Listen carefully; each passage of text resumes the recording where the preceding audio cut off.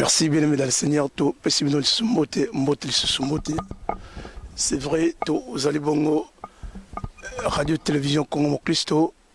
n'engue to ipsara bino toujours biso to ali bandik oyo to zali ko pesala bino ba information wapi oyo zali ya bana nanzambe. Voilà radio télévision Congo Christo ezali engunduka oyo wapi to la bino ba news oyo ezali bongo ya bana nanzambe. Voilà, yangona to lisusu lelo pona ko ipsala bino ba objectif nyonso oyo to pesaka bongo na radio télévision Congo Christo.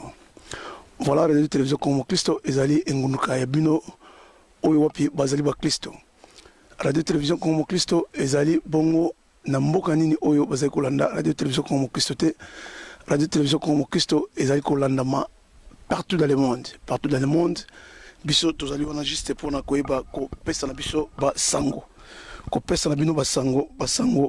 wapi oyo ezali bongo ya ba Kristo.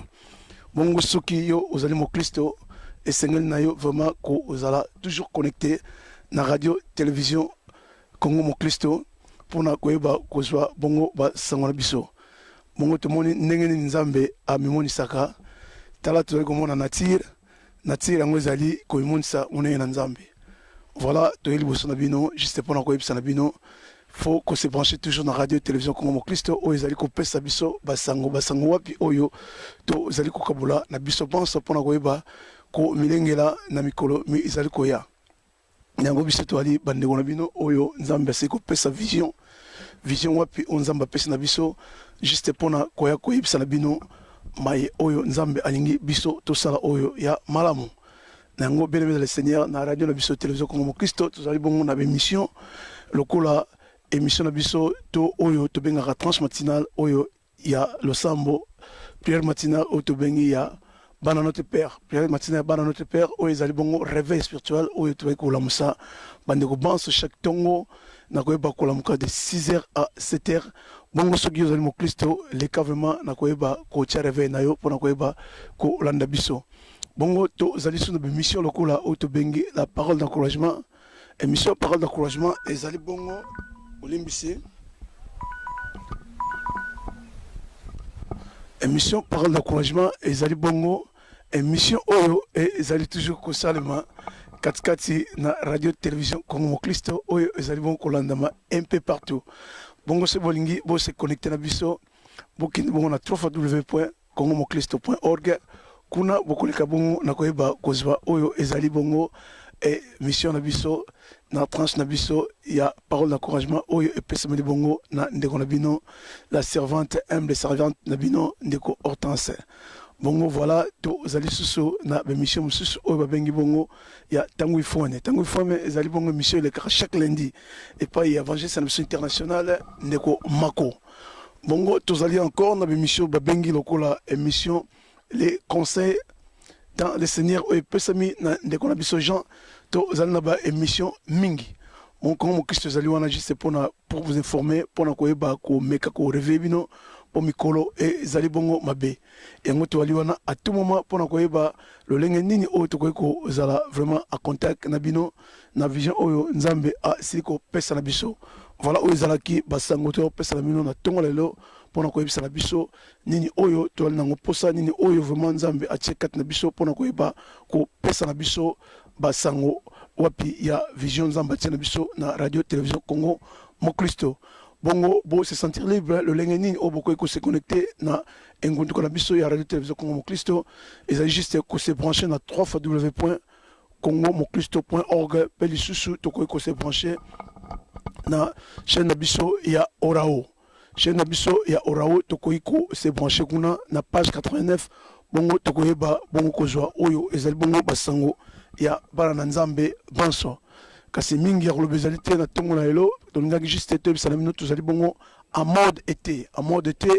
to zali toujours comme lengela le lengeni tokoiko batela nzabo moyi oyo nzambe pesi na biso mokili e komi mabe to komi na tango oyo komi mabe esenga na biso ko milengela pona koyeba ko hérité bongo les royaumes des cieux bongo boni biso bandeko na bino ya radio télévision Congo Christo oyo to zali ko pesa na bino vraiment opportunité mingi oyo koyeba ko se connecter toujours na biso pour na koyeba ko se brancher na radio na biso télévision Congo Mokristo pour na koyeba le nini ya ko catch up le nini ya koyeba ko batela molimo pour nzoto ezali bobele kapo le ngi bible c'est ko yebisa na biso kasi sengal na biso to batela o ezali molimo pour Nzambe azali komimonisa na nature kasi Nzambe azali pe komimonisa susu na conscience na biso tant que tozali kosala mabe ezali na clin d'œil moko oyo ezali komona na katikati na biso ya koya koyeba ke nazali kosala mabe kasi ebongeli na biso vraiment koyeba kokata ntina mpona oyo manso tozali kosala na mokili oyo yango radio télévision Congo Mokristo ezalaki bongo tranche oyo tokoki koyebisa na bino lolenge nini tokoki koyeba kose branche lisusu mpona continuer maimanso oyo tozali kosala. Voilà, bien aimé dans le Seigneur, tozali na mingi ya koyebisa na bino te et zalaki bongo conseil juste ya kopesa na biso na radio télévision Congo Mokristo lolenge nini oyo bino bokoki ko se contacter na biso ko connecter na biso bokoki lisusu ko connecter na biso na www.radio-télévision Congo Mokristo ou encore na 00353 87 73 229 kuna bokoki ko biso to encore na page na biso ya YouTube Congo Mokristo pour s'abonner encore pour na koyeba ko zwa bongo ba nouvelle na biso kasi bongo to pesa biso ba mbote banso na bandeko banso bazi ko landa biso un peu partout dans le monde Congo Mokristo et kota partout Congo Mokristo côté partout et côté partout merci na bandeko banso bazi ko encourager biso pe merci na bandeko banso bazi ko pesa biso ba texto na bango to ba message tongo nyonso to zali vraiment ko kumisa nkolo pona yango bole kana kolemba te boyeba koyeba ko soutenir toujours biso katikati na mabondeli on ezalaki wabino le serviteur ndeko na bino Alpha Initiateur ya radio télévision Congo Mokristo oyo wapi azali ko pesa na bino basango te opportunité ya koyeba ko se connecter na bino encore na bandeko banso o bazali ko landa biso lolonge tolobi Nzambe azali ngo na biso bon Nzambe ezali ko futa pour l'unité beaucoup aussi ko se connecter na biso à chaque fois bongo to pesi le kumu na ko na biso pour na manso o bazali ko sala tikankolo alekana koyeba ko manila bino merci beaucoup.